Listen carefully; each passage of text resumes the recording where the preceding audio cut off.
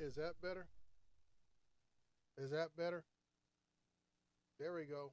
Thank you. See, that's why I need somebody to let me know what's going on. Because I'm sitting here running off at the mouth. I already got the wrong date on here. And trying to get it right. Trying to get it right. So let me know when the volume is good for you guys, or whatever the case may be. Let me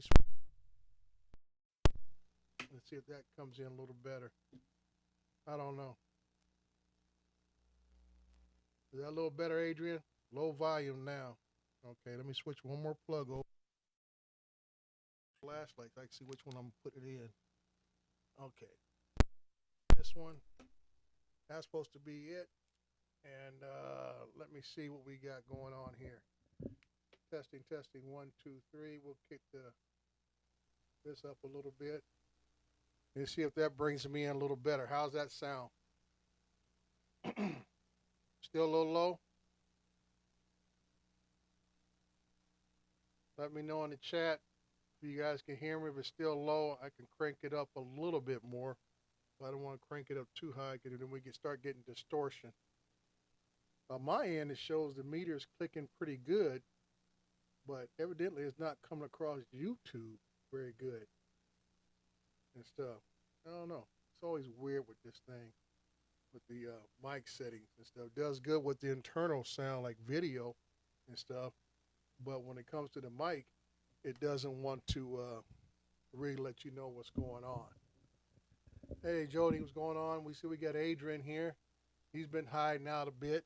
I haven't had a chance to talk to him. I've been meaning to call you, partner, but been a little busy with family stuff, taking care of my parents. So I've been just ripping and running quite a bit. So I apologize. I have not reached out to you in a while, man. We had Waypoint, New England in here earlier. Hey, we got Al in the house from Northern California. Cozy Drone. Okay. I feel like I'm a fugitive. Yikes. All right. Still got low sound. Let me tilt the mic up. Oh, man.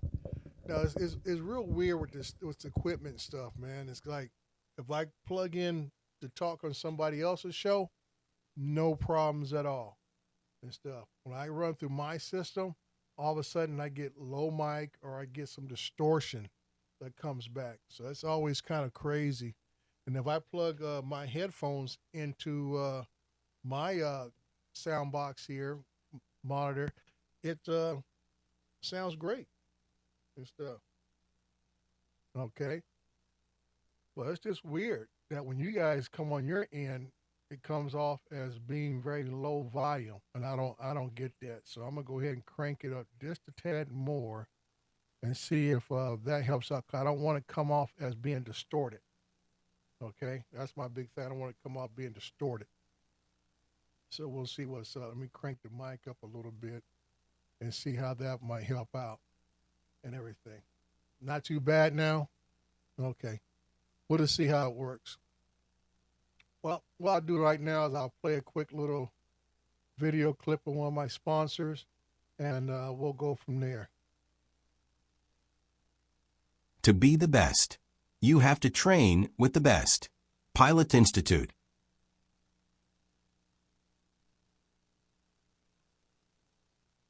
And as I can see watching the meters, like I say, the video part is yeah, I think this auto tune thing came on automatically. I'm trying to get it off. Hang on a second. I don't know why. I don't know how I hit that to turn it off. Let me see. I hold the button down. There we go. It's off. So we got that part off.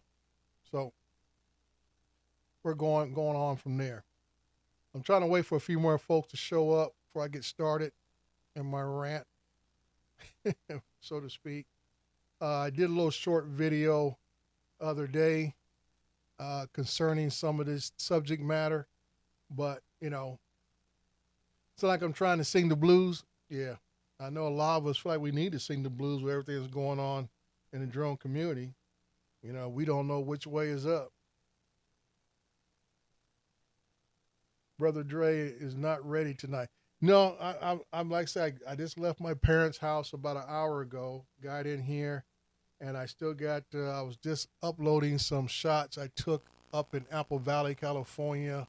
Uh, what day I was up there? Friday, and I'm trying to get prepped for another two jobs tomorrow. I took tomorrow off from my regular job to go do these drone jobs tomorrow, and why I go back up to Apple Valley to shoot another facility, and then down into South Ontario, California to shoot another facility down there and everything. So things are starting to pick up a little bit, I would say, which is never a bad thing when business picks up. But I just have a lot of things going on in my life, personal life right now, and that's what you find out how limited your time can be when you're trying to take care of others and manage their situation. So that just means that you don't have enough time for yourself to handle what you already had going on. So, good evening, everyone who is here. And we're going to go ahead and get started. Because, like always, I don't like taking up a lot of people's time unnecessarily. And I'm not here just for the shooting the BS. There are a lot of things that are going on in the drone community. And I'm going to start off right off the bat. And I don't know if you guys have noticed, but I've noticed some have actually announced people who are influencers or reviewers. We've lost a couple over the last month or so. I know one that is used to be very popular was Drone Supremacy. He has pretty much left the drone community to go on to other endeavors. I guess he's going to focus on just new tech gadgets, but he is, I guess, dropping the drone from his name and going with this tech supremacy and going forward. This did not surprise me with all the different things that are going on with drones. Is that there are going to be people that are going to figure out what else do I talk about if I don't have drones to talk about. So that's why with my show, I've always tried to focus on the flying aspect of drones and also knowing the rules and regulations, because that's never going to get old. Learning how to be a better pilot, knowing the rules and regulations that are coming about and upon us, and they're coming fast and furious. So yeah, we've lost a couple of people out of the drone community as far as product reviewers, and I noticed some other ones have kind of steered their viewership or interest into more of the tech gadgets and not specifically focusing on drones anymore like they used to. I think Flight Path is making that turn. He hasn't changed his name, but if you look at his content, you can tell that it is no longer just focused on drones itself like it once was. And some of the others out there, I want to say Javon. I can't think of his last name right now. He's always been a content creator, period, and everything. He just really used drones to get the shots that he used to get. He's basically a outdoor person that does a lot of Jeep trail sport stuff, and he always took his drones or he was on his bike up in the hills down near San Diego area. And I noticed that his content has slowed down quite a bit compared to what it used to be. So that's why I said these are the things that we're seeing. I know I'm seeing, and I'm pretty sure some of you have probably seen it also, that the content out there on YouTube, Facebook, I don't follow TikTok, but even on Instagram, is basically tampering down. It's basically tampering down a little bit. Not as many shows used to be on there. People just posting their flights, and then, as always, we go through the same, I call it the same circle of individuals who probably just got into drones recently, and they're doing the stuff that a lot of us in here today have learned not to do. As a couple of people I've seen on Facebook posting up distance flights, other people flying over traffic, and then they're doing the dumb stuff. What I call it is that they're showing their telemetry in the YouTube video.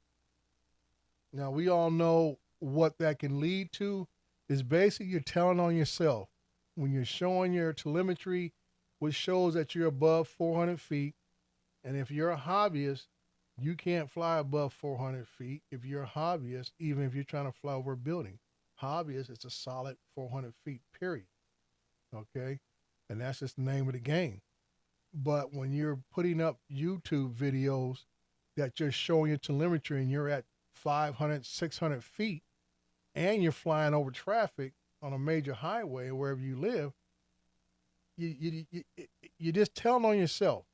And this is somebody brand new. We all know who got caught up in that stuff before, but these are other people, and I'm glad to see that more people are becoming.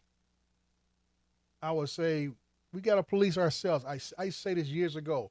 If we don't police ourselves, somebody else will, and evidently somebody else is already policing us. And I should say this 6, 7 years ago. I actually got kicked out of a group because I was trying to inform somebody of their violations, and they said, "Oh, there's no drone policing in here." I said, "Whatever. I'm more than happy to leave, because I have ambitions in this industry to go beyond just flying for fun.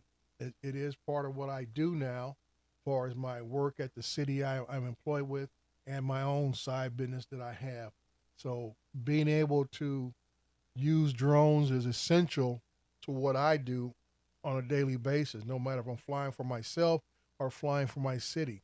So it is very important that I try to educate and try to help even regulate those who are maybe uninformed, because for people to sit there and say, "Well, I didn't know," or they say being ignorant of the law, I can't buy that anymore. There's too much information out there for people to look up if they're interested in looking up. And 9 times out of 10, these people know exactly what they're doing, and they're just choosing to ignore or disobey the proper rules and regulations that are over this industry. Now, so for the big stuff for this evening, if you guys haven't heard, or some of you have heard, I know Russ at 51 Drones has put out a video. A couple other people have put it out.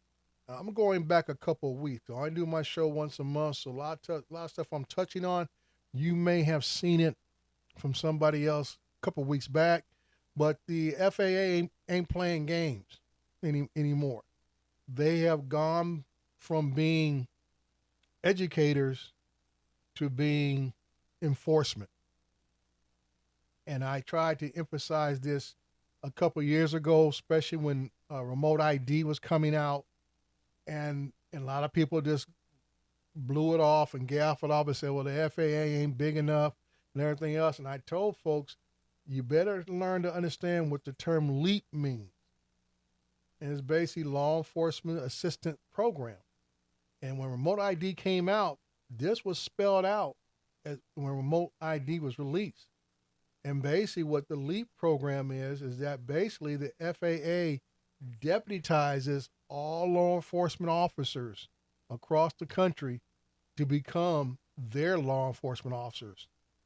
So any report of drone activity, even if you're flying legally, if someone calls and says, "Hey, I think there's a drone," or someone's flying a drone over my house or over the park or whatever the case may be, now the police departments, sheriff's departments, whoever is in your jurisdiction is mandated by federal rules of the FAA to come out and investigate all drone reports. Now, their main job is basically just to get information, the who, what, where, and why, and forward that information up to the FAA, who will eventually do the final adjudication. Just recently, I think it was either Vic Moss or either Ryan put out the word about how the FAA has really been nailing some people, putting out some fines. So I don't know about you. I don't have 10, 20, 50, $60,000 hanging around in my pockets to give to the federal government, all because of I didn't want to fly by the rules. So, yeah, they're no longer trying to educate people, and I really believe because of the carelessness and people trying to plead ignorance is no longer a viable way to try to get yourself out of trouble. I believe the incidents within the last year with the guy with the Mini 3 Pro running into the firefighter uh, super scooper here in California. We've had numerous uh, violations of people flying over professional sport events that have caused these event activities to even be ceased, clearing players off the field and all this kind of stuff. So I mean, it gets to the point where nobody's gonna play games anymore. So either you're gonna abide by the rules, and then the guys in the little black and white vehicle with the little blue and red lights on it show up. You just got to pay the piper. As simple as that. I mean, it's tough to fly in certain cities in this country as it is. I mean, New York has to be number one on the list. New York City, as far as trying to find. I mean, there are spaces to fly, but you need to have basically a tour guide who knows where all the spaces you can fly. Because just generally it'll cost you an arm and a leg, and then you got to wish for a perfect day to fly on. But it's becoming more common across our nation to make sure you know not just the FAA rules and regulations, but you also better know your local and state rules and regulations. Because a lot of states are throwing stuff up against the wall. And even though Vic and especially Ryan have been trying to get a hold of different legislators and trying to inform them of what their boundaries should be and what, as far as them trying to throw something against the wall and see if it sticks. But like I said, these people go by what the will of the voters want, not always what is should be mandated. And that's why I tell folks now to go on to our next topic of the DJI renewed lawsuit. And I did a little video the other day about that. And I think this is all par for the course.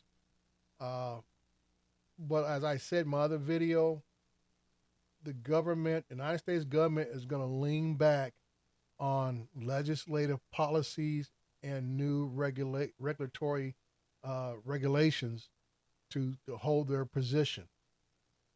And that's why I think on the 22nd of December, when they came out with that new last minute thing talking about all foreign drones are going to be banned, they just covered themselves. So DJI can't say that, oh, only them are the only ones that are being effective.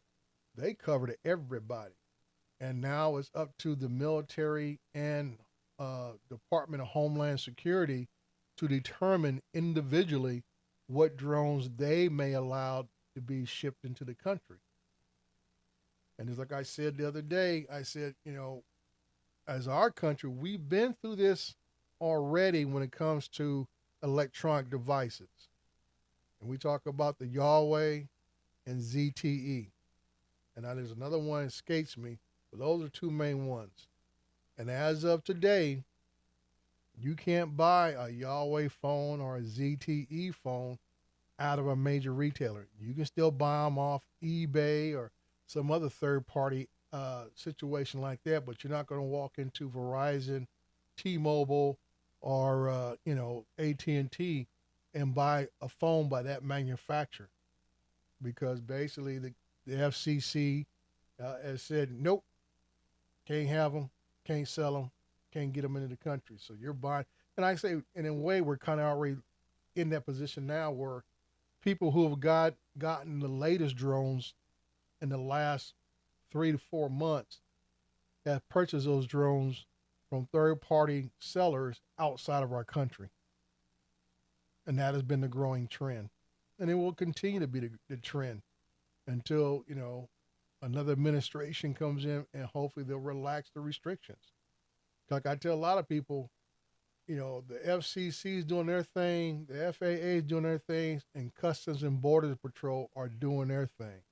But they're all loyalty goes back to the administration. As long as the administration has their hand on the scale, got their finger in the pot, and their pockets are being lined by being a major manufacturer of drone accessories and equipment coming up in the near future. Like I said, why would they allow competition? This like I said, this is all about a business decision. This is not about constitutional rights or anything else. This is about business. And I say everybody says they talk about our current president being the ultimate businessman and everything else. He's making business moves for his family by creating and having those that he handpicked to be secretaries of these different agencies to make rules and regulations that are going to benefit his family. And that's just the crutch of it right there. You know? So, like I said, elections have consequences. And like I said, I don't disagree with all the policies, but sometimes you got to call balls and strikes. And right now, this guy's way in foul territory as far as I'm concerned. And I would hope that these individuals that are in charge of these agencies would uphold their oath to the Constitution and put their loyalty on the back seat. Because, like I say, it's tough. I know what my goal was at least 2 or 3 years ago. I was looking at becoming a reseller myself, and I was starting to get information together and everything else, and look at property and a lot of other different things. And as a good business plan would require me to do, and then I start hearing the winds. Starting with the Senator Scott in Florida, Stefancic in New York, and I'm like, this is not good.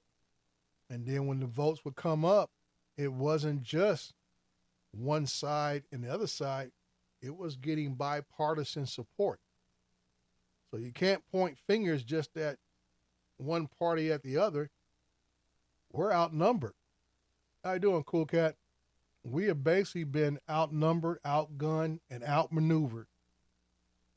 Because I can go back to 2024 when the NDAA was signed and voted on, and I quickly read through it. And a week after that thing was voted on and approved, I reached out to certain higher ups and bigwigs in the drone community, and I said, "Hey, did you guys read this Section 1709?" And I say to the date, I was told, "Hey, don't worry about it. At least our the drone community wasn't in the plain language of the bill." I was like, "Dude, but this right here has already sealed our fate, and they're not required to do anything." So now we go forward to 2026, and DJI wants to file a lawsuit saying that, oh, they didn't play fair. They put it in there back in 2024. Set us up like bowling pins, and they threw a strike. They threw a big strike on us, and there ain't nothing we can really do about it. They passed it, bipartisan support, and now we got to live with it until they have to pass another law to overtake this one that's in place. And that's how it goes. And that's why a lot of things that we're seeing today, there is no longer, as we say, going through congressional committees and everything else. Everything's being done through executive orders, because it's almost like that old thing. I'd rather ask for forgiveness after the fact instead of going through the proper procedures that we know we should have done. And that's what is going on now, is that people are just coming up with rules and regulations and sign off on it without going through the proper procedure. That's why we have a 3-branch government, and to make sure no one branch tries to run amok. But it is what it is. Going from there. But we're going to go ahead and take a quick break, and I'll be right back. Data. When your flight data matters.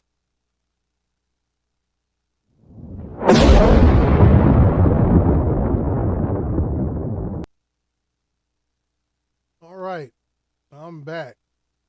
See, we got a few more folks who came in. Cool Cat came in, and who else came? Norris, Novice Quads came in. How you doing, Lawrence? Bud Beaver snuck in. Somebody check Buzz Beaver's driver's license. All right, see, we got a passport because he been popping up on a lot of these British shows of late.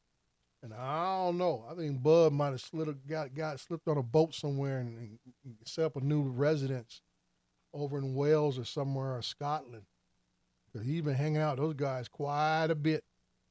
Don't think I've been noticing, Bud, because I see you. I see you. And stuff. And once again, like I say, people I haven't seen in a while, a lot of you older guys in here probably remember Adrian Mateo. Now he's Adrian Mateo Guns. He's got a big following in the gun community. Adrian's done a lot of videos with a lot of the weapons he has. Sometimes he scares me and stuff. Oh, Mr. Bill Grace, how you do, sir? Now, I know I must be doing something on a Sunday night if Bill Grace decided to come in and spend some time with me. Outstanding. Outstanding. So we'll continue on here for a little bit, folks, and keep talking. And basically, like I said, for me, as a commercial operator, I don't go out and buy the newest drones. I'm still flying Mavic 2 Pros. Like I said, I have the Mavic 3 Enterprise series, the E and the M. And I say the M30T is my biggest drones that I use today. I still have Phantoms, and I'll break those out every once in a while on a real small project that I can knock out just to keep the dust off of those. But like I said before, a drone only gets, I would say, end of life when you decide it has end of life. You know, I tell people all the time, if you know the settings on, especially a Phantom 4 Pro, if you know how to mess with the settings on the camera and everything else, I will still put that footage up against just about mostly any newer drone that is out there.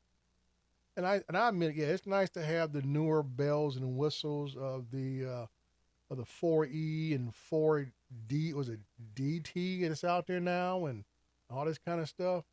But like I said, if you yourself has not risen to the level of what the drone can do, you might as well be still flying the original Mavic Air, or Mavic Pro.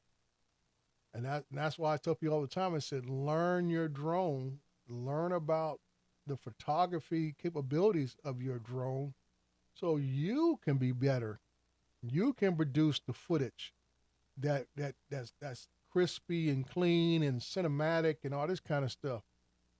That's the difference. It's not so much that the drone is so much better, because I tried to tell some other day, they're talking about certain features. I said, the features they put out today, talking about smart return to home and all this kind of stuff, I said, that was put out in the Phantom 4 Pro, smart return to home.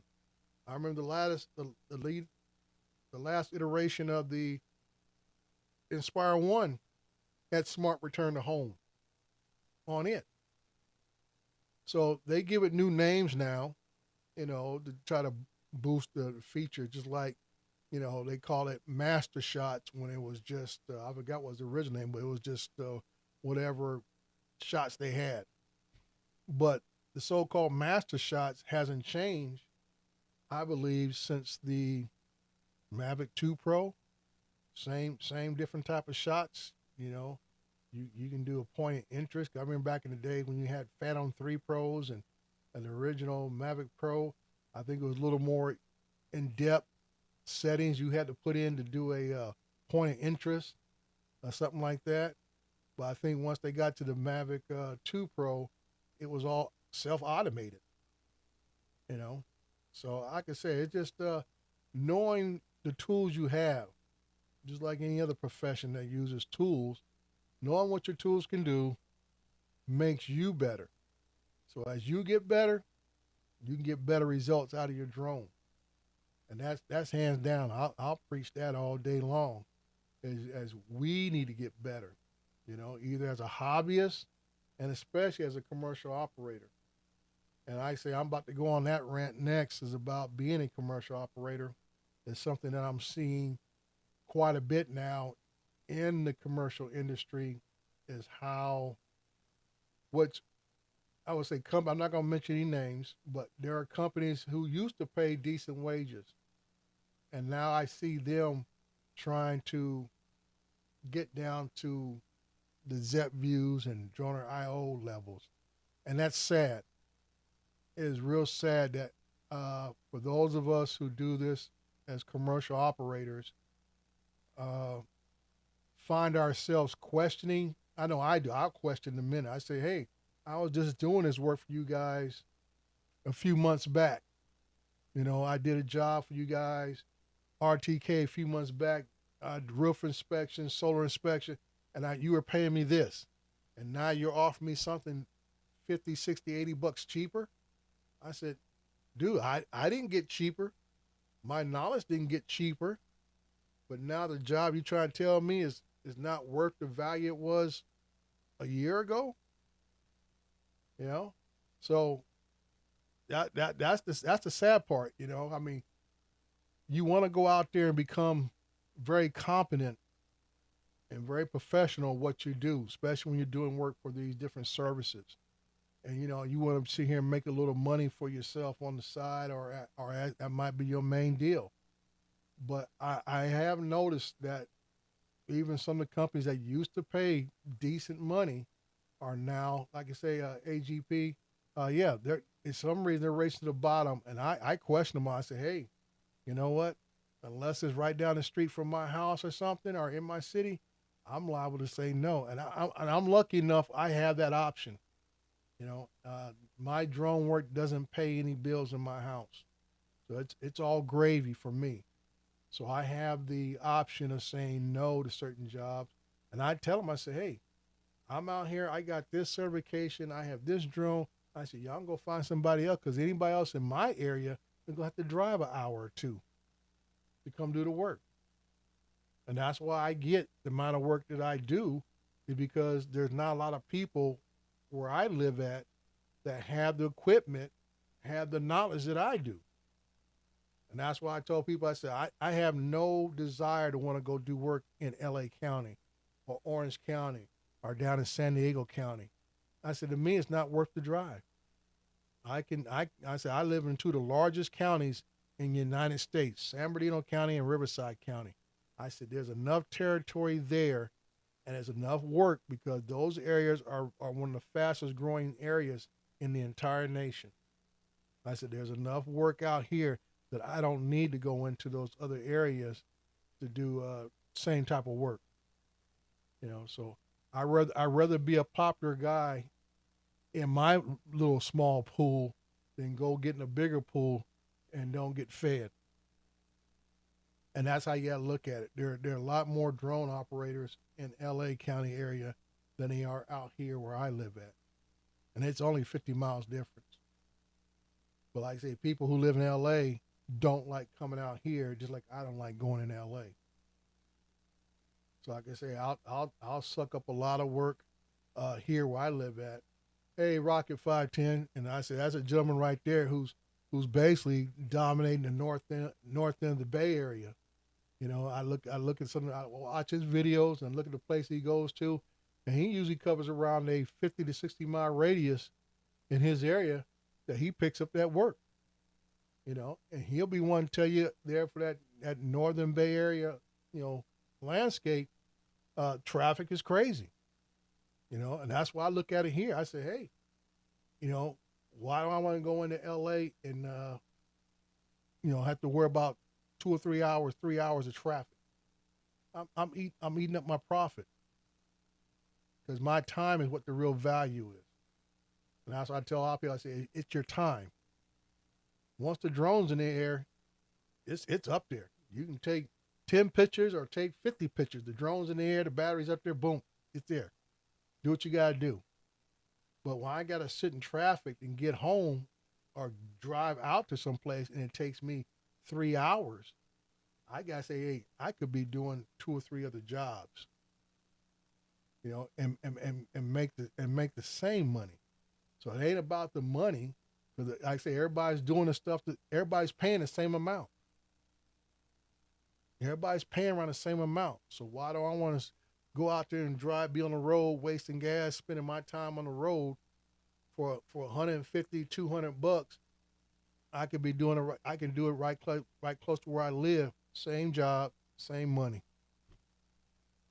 Because basically it goes by region. You know, a lot of payouts go by the region, so it's not just the individual city and so forth. If you live in the like say Southern California area or Northern California area, they pay by those regions and stuff. And just like there's people who come out of Arizona and want to do work in the Southern California desert area and stuff. Because I don't like going out to the desert. You talking about going out past Coachella, El Centro, getting close to the border of Arizona? That's tough work out there. Then you got to worry about your equipment, survivability of your equipment. And I'll tell anybody, I'll pass up a $250 job if you want me to go out there and fly in the 115-degree weather. I said, no, I don't think so. I like my equipment too much. I tell you guys, ain't nothing wrong with working for Zephyr. Back in the day, I did work for them when they were drone based back in the day. That's how I got my feet wet. I say, ain't no shame in that. Like I say, all depends what you're looking to do to get out of this, man. I say, I got my feet wet with a lot of small companies, whatever, but I knew I needed them to build my portfolio up. And like I said, that's why, I have a couple of clients, the one I just did in Apple Valley. I got that client when I did work for Droners IO. Now they call me directly. They don't even go through Droners IO anymore. They call me directly and stuff. And like I tell people, it's word of mouth, just like any type of work you do. I always like to say, I come out of construction work, and that's the way it is. Once you work with certain people, they always like working with the same people, same carpenters, same plumbers, same concrete guys, same steel guys. They like work with the same guy because they can trust their work. You build relationships, and that's how you build a business, is by relationships, working with the same folks and everything else. You build trust, just like any other business. You build trust. You want to work with those guys. So sometimes it's not even about the money. It's about the relationship. You keep working. The guy said, you know what? This wasn't a whole lot, but the next job, I'm going to feed you. And I'm going to keep feeding you. And that's why I tell folks, I don't like one-off jobs myself. And that's what you get dealing with Droners IO and ZepView and some of the other ones out there. They give you a lot of one-offs. I really don't like that. I said, give me a job that's going to last 6 months, a year, couple years down the road, man. If I was out there to work with heavy equipment like I used to do back in the day, put me on a job that's going to be out there for a couple months, so I know where my money's coming from. That's how I can make sure if I wanted to expand my business, I don't have to work. I can have a budget to say, okay, if I go out and make this commitment to buy this drone, I got to make sure whatever money I'm making can cover that. Hey, Mudball, make sure I can cover that little expense I just put on myself. When you do a lot of one-off work, it's hit and miss. One job's a decent job, next job might not be so good. So now you got to worry about it. I mean, last year was a bad year. I say going into about May of last year, things dried up quite a bit and went on to the end. So far this year, things are picking up and so forth. I haven't had a chance to get on a big job yet, but that's what I'm looking for. So basically, right now, the job I'm doing now, the jobs I am been getting now, that's covering my insurance, just the necessities. But I know also I'm not going out trying to buy no big purchase. I'm into that. Just keep my current fleet ready to go. Buy another battery here or there. Maybe get some props. The other ones are wearing out. So that's about business. You can't overextend yourself if you don't have the money to do it, to cover it. So I can say a lot of this talk that we hear coming out of Washington, D.C., it does trickle down to those of us who are just local in your area and the industry itself. Because that means if the Fed doesn't lower interest rates, that means big people, the developers and things like that, are not taking out loans, which means they're not going to be paying for extra services like drone work. The work we do on construction jobs is it's extra. It's extra. It's extra nice. It's like having that extra nice icing on the cake. You still have cake, but you want that nice icing too. But if money's tight, we just gonna be eating some cake. If it get real tight, we'll be eating some Jiffy Mix and call it cake. You know, so you just gotta go by what you got going on. You know, a telecom company is something I would like to do. Uh, good money there, but like I tell people, you get to that work, you're gonna need to travel. And since I already have a job, I don't have the time to travel because you can do good money doing telecom work, and that's a type of work where you gotta be a road warrior. You gotta do XYZ number of poles or a number of miles of lines every day. So like I said, and I know some guys that do that. That's what they do. They travel from Monday through Friday, and they're traveling pretty much from state to state. You know, so you look at that right there. It can be good money, but it takes you away from your family. And like I say, unless they're supplying you a vehicle, that means you got to put money back in your own vehicle. So those are different things. And I think it was Lee Bessings down in Texas was mentioning on Facebook that he's doing telecom work, and he just got word that he can no longer use his DJI. I think he has a Mavic 3E. He can no longer use it, but the company he's working for is giving him a Skydio X10 to do the work. So I don't know how that affects his money, if they're cutting back since they're supplying the drone or whatever. But like I tell a lot of folks, if you want to be in this industry, you got to be flexible. I hear a lot of people say, no, if I got to fly a Skydio, I just won't do the work. I say, hey, if you want to eat, you're going to do the work. Simple as that. If you want to eat, you'll do the work, and you'll use the tools that they have for you to use. You know, so that's the way I look at it. You can't get brand specific. You know, your job is, like I said, I said a while back, every controller or drone controller in America is set up the same way. The right stick does the same thing on a mini one as it does on a Matrice 350, and the left stick does the same thing. So if you can fly a mini one, you can fly a Matrice 350. The controls are the same. It's just all the other stuff you got to learn, as far as gimbal movements and all that kind of stuff. But the basic flight controls are exactly the same. There ain't no magic trick to it.